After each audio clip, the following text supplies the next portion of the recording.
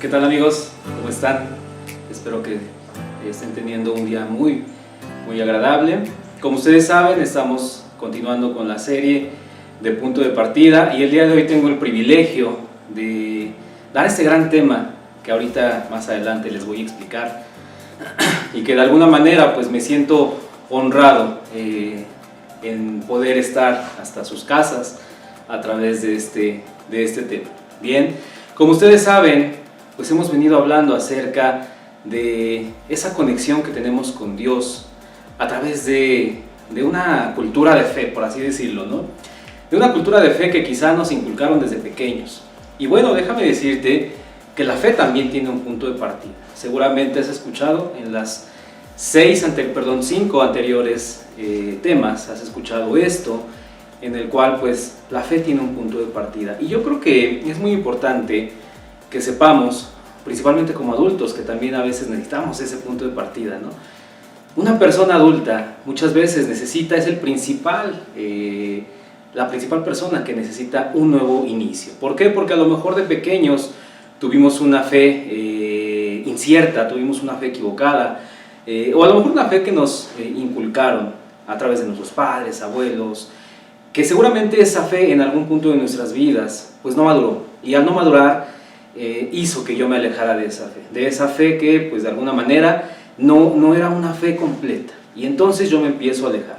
Y principalmente por esto, el día de hoy yo quiero hablarte de este gran tema, en el cual esa forma de que tú, si estás regresando a una relación con Dios, a lo mejor si es la primera vez que te han hablado de la fe cristiana, de una iglesia cristiana, pues yo te invito a que te quedes en estos minutos que voy a estar aquí contigo. Bien, me gustaría comenzar preguntándote, antes de que te diga cuál va a ser el tema del día de hoy, me gustaría comenzar preguntándote qué tan bueno o qué tan buena negociante te consideras. A lo mejor tú trabajas para una empresa, a lo mejor tú tienes un negocio, tienes un comercio, y los negocios se han dado en tu vida desde siempre, ¿no? Yo recuerdo que de pequeño, bueno, adolescente más o menos, a mí siempre me gustaba tener negocios, ¿no? O, por ejemplo, yo tenía un negocio de vender dulces en la escuela, ¿no? Y siempre me gustó esa parte de estar negociando, ¿no? De estar intercambiando un bien por otro bien. Y bueno, pues yo de alguna manera me consideré una persona adecuada, una persona buena en esa habilidad. Tú quizá también te consideres una persona muy buena en los negocios, a lo mejor eres vendedor, a lo mejor trabajas para alguien que te hace generar negocios y negocios tras negocios día con día, ¿no? Y bueno, tan buenos somos en los negocios a veces que de repente también queremos llegar a negociar, adivina con quién, queremos negociar con Dios. ¿Te ha pasado?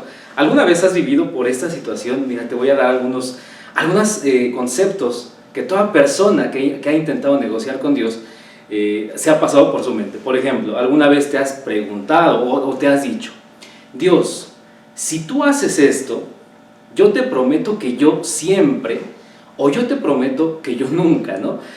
Seguramente has pasado por esa situación, a lo mejor antes, a lo mejor tiene poquito, pero en algún momento tú has vivido ese deseo de negociar con Dios.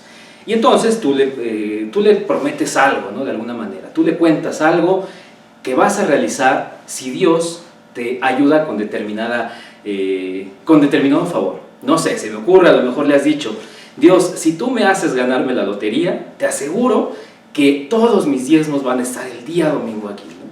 Dios, si tú me ayudas a pasar la materia, si tú me ayudas a pasar de año, te prometo que voy a estar en la iglesia todos los domingos, te prometo que le voy a obedecer a mis papás. Dios, si tú ayudas a que mi esposa, que mi esposo sean más afectuosos, más cariñosos, y etcétera, etcétera, te prometo, Señor, que yo voy a hacer esto. O incluso te prometo que yo voy a dejar, no sé, voy a dejar las redes sociales, voy a dejar la televisión, voy a dejar a lo mejor el cigarro, voy a dejar el alcohol, no lo sé, quizá alguna de esas cuestiones tú las has negociado, ¿no? Y bueno, yo creo que todas las personas hemos pasado por esta situación. Y, oh sorpresa, incluso, así a este grado, pues lo puedo decir, incluso las personas que no creen en Dios también han intentado negociar con Él. Te voy a dar un ejemplo.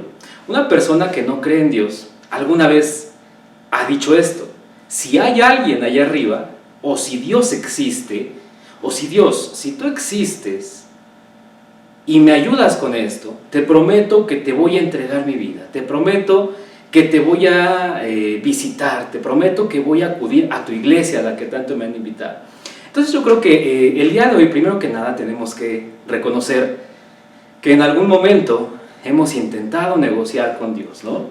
Y bueno, realmente cuando hablamos de negociar con Dios tenemos que estar bien presentes y tenemos que tener bien la idea de que para una negociación siempre tiene que haber un ganar-ganar, ¿no? Es decir, la persona que negocia con la otra persona siempre tiene algo que le interesa una de la otra. Y entonces damos dos supuestos cuando intentamos negociar con Dios. Estos dos supuestos dicen lo siguiente. El primero, Dios sabe que existimos. Ese es el primer supuesto que tenemos cuando intentamos negociar con Dios. Dios sabe que existimos. Y si tú has pensado en algún momento o has negociado con Dios en algún momento, déjame decirte que tienes mucha fe. ¿Por qué? Porque para negociar con alguien primero tienes que estar seguro de que ese alguien sabe de tu existencia. Entonces, si tú has intentado negociar con Dios, no todas las cosas son malas, ¿eh? Al contrario, creo que tienes una fe adecuada, tienes una fe o por lo menos en el camino correcto. Y el segundo supuesto dice así: tenemos algo que Dios quiere. Este punto me encanta, ¿no? Porque cuando negociamos con Dios, creemos que Dios, mejor dicho, creemos que nosotros tenemos algo que Dios necesita o algo que le hace falta y que sin ese algo Dios no será Dios. Ahora, pasa lo siguiente, ¿no? Imagínate que tú le dijiste a Dios: Dios, si tú me ayudas a esto, yo te prometo que esto, ¿no? Para ser más específicos. Señor, si tú me ayudas a pasar, o no sé, a lo mejor, si me ayudas a obtener un mejor puesto en la empresa, si me ayudas a tener más ventas en mi negocio, yo te prometo que me voy incluso de misionero al África, por ejemplo, ¿no? Y entonces, no, oh sorpresa, resulta que te dan el ascenso, resulta que aumentan tus ingresos, resulta que aumentan tus ventas, ¿no? Y entonces cuando ocurre eso, ¿qué pasa con nuestra promesa? Ah, caray, no me lo esperaba, realmente, Señor, ¿no te sirve que me vaya aquí a Tulancingo nada más, de misionero, para no irme tan lejos hasta África? ¿Qué pasa cuando ya prometimos algo? Por lo general, no cumplimos nuestra parte del trato. No sé si te ha pasado, ya llegó la bendición, llegó ese deseo que tanto tú deseabas, y entonces empezamos como que a modificar el contrato, ¿no? Imagínate si esto fuera un contrato y que ya que lo obtuvieras, pues después le dices a la parte contratante, ¿no? Y si mejor le reducimos, yo te había dicho que el diezmo, pero pues mejor una cantidad menor, ¿no? ¿Qué te parece? Y si mejor nada más voy cada 15 días a tu iglesia, y si mejor nada más me porto bien con mis papás de lunes a viernes, y si a lo mejor nada más estoy pendiente de mi familia, de mi esposa, de mi esposo, nada más los fines de semana, empezamos a renegociar. Y yo por eso te preguntaba al inicio, ¿no? ¿Qué tan bueno o buena te consideras negociando? Y bueno, déjame comentarte que Dios no negocia, Dios no quiere nada de nosotros. Al contrario, Él quiere algo de ti, mejor dicho, algo para ti. Por esa razón, yo te puedo decir, querido amigo, que el negociar con Dios es innecesario. ¿Bien? ¿Por qué no negociar con Dios? Porque no hace falta, porque insisto, Dios tiene algo para ti y quiere algo para ti. Él no quiere nada de ti. Si yo te hiciera esta pregunta, tú respóndetela ahí donde tú estás. ¿Hay algo que le podamos dar a Dios?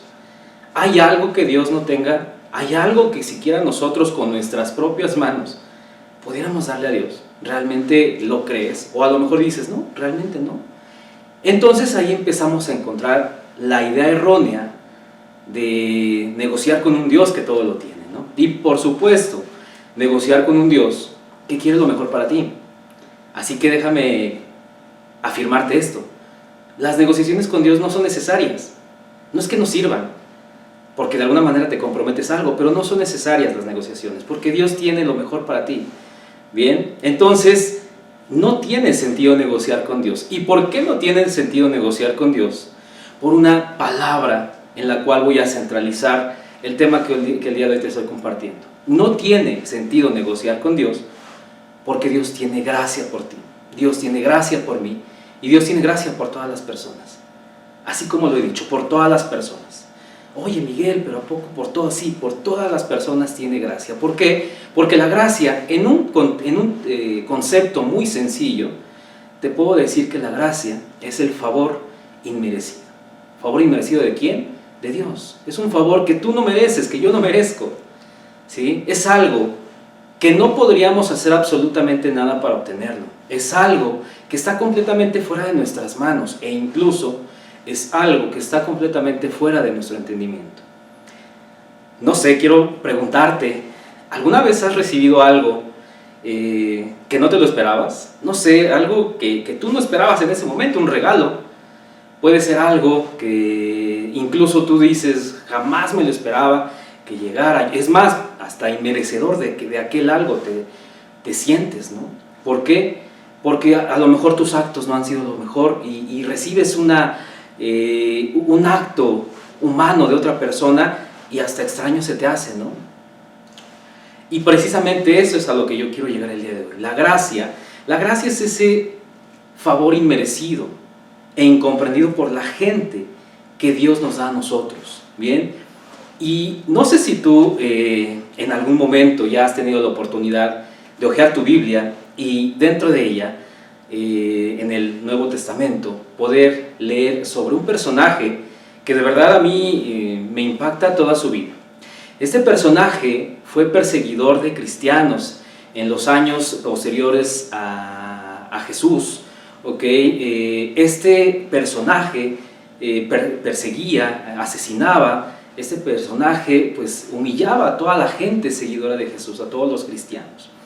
Exactamente, seguramente ya sabes de quién estoy hablando. Es Pablo, que antes de ser Pablo era Saulo, ¿okay? Y este personaje en algún momento tuvo un encuentro maravilloso con Jesús, ¿okay? Una persona que a los ojos de cualquier humano era merecedor de, ¿qué te imaginas? Y deja volar tu imaginación. Antes de que Jesús le diera una nueva vida a Saulo, o después Pablo, ¿tú qué te imaginas? ¿Qué se merecía Pablo? Se merecía la horca, se merecía morir por todo lo que había hecho, se merecía lo peor, se merecía ser humillado. Posiblemente tú pienses eso, y posiblemente todas las personas lo piensen, pero ¿qué crees? Que Jesús no lo pensó así. ¿Cómo es posible que Jesús le haya dado una segunda oportunidad, ni más ni menos que a este personaje? Bien, así que si hay alguien que nos puede hablar de gracia en esta época, en estos tiempos, es Pablo. Si hay alguien a quien podemos aprenderle sobre la gracia, es este gran personaje de la Biblia, que fue uno de los promotores de la continuidad de la iglesia cristiana. ¿Okay? Su amor por Jesús era descontrolado, su amor no era comprendido por nadie. ¿Cómo es posible que hace algunos días tú mismo querías erradicar la fe cristiana y hoy en día tú la estás promoviendo? ¿Cómo es posible? La gente no lo comprendía. Seguramente hoy en día, si tú le cuentas la historia de Pablo a alguien igual, te va a decir, eso no es posible. ¿Cómo pudo haber cambiado de la noche a la mañana? Entonces, Pablo tiene un mensaje muy importante para la iglesia de los los Efesios, dice 2:1 al 2, que dice así, y este mensaje también es para ti. Dice, antes ustedes estaban muertos a causa de sus muchos pecados, vivían en pecado igual que el resto de la gente, obedeciendo al diablo, el líder de los poderes del mundo invisible. ¿Ok? Entonces aquí, primero que nada, Pablo le está diciendo a los efesios, a esta parte de personas, les está diciendo, ustedes antes estaban muertos, ¿ok? Ustedes antes no tenían nada que los salvara, que los rescatara. Y asimismo podemos hacer propia esa palabra que Pablo decía, ¿no? Entonces, más adelante dice, en Efesios 2:4 al 5, pero Dios es tan rico en misericordia y nos amó tanto, que a pesar de que estábamos muertos por causa de nuestros pecados, nos dio vida cuando levantó a Cristo de los muertos. Y me encanta lo siguiente, si tú puedes seguirme ahí en tu Biblia, está en Efesios 2:4 al 5, dice, es solo por gracia de Dios que ustedes han sido salvados. ¿Se dan cuenta? Es solo por la gracia por la que nosotros volvimos a tener vida. Solo por eso, no tenemos ningún mérito, lo dice más adelante en Efesios 2:8. Dice, Dios los salvó por su gracia, cuando creyeron. Esto es por fe. Ustedes no tienen ningún mérito ante esto. Es un regalo de Dios, es decir, la gracia que Dios te ha dado, los regalos que has recibido por parte de Él, son eso, es una gracia, es un regalo inmerecido. Es algo que no nos merecemos. Si nos pusiéramos a pensar ahorita, ¿qué merecemos de Dios? Te aseguro algo, no mereceríamos nada. Pero te reitero, no es por algo de nosotros. No se trata de ti, no se trata de mí, no se trata de negociar con Dios. No tenemos absolutamente nada que ofrecerle. Si tú haces buenas obras, si tú vienes a servir, si tú das tu diezmo, si tú das caridad, eso está excelente. Pero no hay que confundir, eso no es lo que nos va a conectar con Dios. Eso lo puedes seguir haciendo y más aún si lo puedes compartir. Pero eso no nos está acercando a Dios. No hay que confundir que por esas actividades o esas acciones que yo hago, voy a alcanzar la gracia, porque la gracia ya te fue dada, ¿sí? La gracia ya la tienes tú. Así que esta tarde yo te quiero preguntar, ¿qué estándar o parámetro vas a utilizar para determinar en qué lugar te encuentras con Dios? Hace unos días hablábamos de Abraham, y a Abraham lo único que le bastó para determinar que estaba bien con Dios, ¿sabes qué fue? Fue su fe. Su fe cuando Abraham decidió creer por completo, aun cuando le pidió a su propio hijo. Ese fue el parámetro que Abraham utilizó. Así que yo te doy dos opciones. ¿Qué parámetro quieres utilizar el día de hoy? ¿Tu comportamiento o la gracia de Dios? Y algunas personas a lo mejor digan, Miguel, ¿se vale los dos? Sí, perfecto, y yo te comentaba hace un momento, se valen las dos. Se vale que si tú tienes buenas obras, ayudes a la gente, adelante, hazlo y síguelo haciendo y hazlo más aún. Pero aquí hay que tener mucho cuidado, amigos. Aquí hay que tener mucho cuidado cuando eso nos pueda llegar a confundir, que gracias a ese nivel de obras yo voy a alcanzar la gracia y voy a alcanzar el favor de Dios. Te reitero, no hay absolutamente nada que podamos hacer para agradar a Dios, porque Él ya, de alguna manera, tiene todo un propósito para nosotros. Así que la gracia de Dios es la que hoy en día tú tienes que apropiarte, tú tienes que hacer tuya. Dice otro versículo del mismo Pablo en Efesios 2:9, la salvación no es un premio por las cosas buenas que hayamos hecho, así que ninguno de nosotros puede jactarse de ser salvo. Reitero, porque con esto quiero cerrar. La salvación no es un premio por las cosas buenas que hayamos hecho, así que ninguno de nosotros puede jactarse de ser salvo. ¿Te das cuenta de lo importante y de lo impactante que hoy en día Pablo trasciende por los años y esta palabra se vuelve a hacer para nosotros? No es por obras, ¿ok?